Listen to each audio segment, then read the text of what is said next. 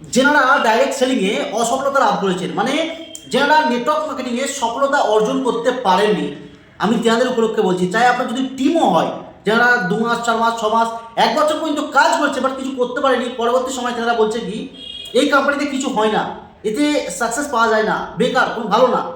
তো একবার ওই সমস্ত মানুষের জন্য বলছি, আপনি আপনার কোম্পানির কি প্ল্যান দিতে পারবেন? আপনি আপনার কোম্পানির সম্পর্কে সমস্ত কিছু কি জানেন? তোমাদের কাছে অ্যান্সার আসবে, না স্যার আমি তো জানি না। তো একবার ভেবে দেখুন, আপনি যে ফিল্ডে কাজ করছেন সেই ফিল্ডে সেই কোম্পানির কোনো প্ল্যান জানেন না, কোম্পানির প্রোডাক্ট সম্পর্কে জানেন না, কোম্পানির প্রসেস জানেন না, কোনো কিছুই জানেন না, বাট আপনি বলছেন কি কোম্পানিতে আমার ইনকাম হচ্ছে না। তো বন্ধুরা একটাই কথা বলি, কিছু পেতে গেলে কিছু করতে হয়। তো আপনি সেই কোম্পানি সম্পর্কে ভালো করে জানুন, ভালো করে শিখুন, অবশ্যই আপনি রেজাল্ট পাবেন। তো আপনাকে জানতে হবে, শিখতে হবে, আর কাজ করতে হবে, পরিশ্রম করতে হবে। বিনা পরিশ্রমে কোনোদিন কোনো রেজাল্ট আসে না। এটা কোনো লটারি নয় যে আপনি টিকিট কাটবেন রাতারাতি বড় হয়ে যাবে, যেখানে 0.0.0.1% চার, মানে যেখানে কোটিতে একটা মানুষ ওই রকম হয়তো সফলতা অর্জন করে।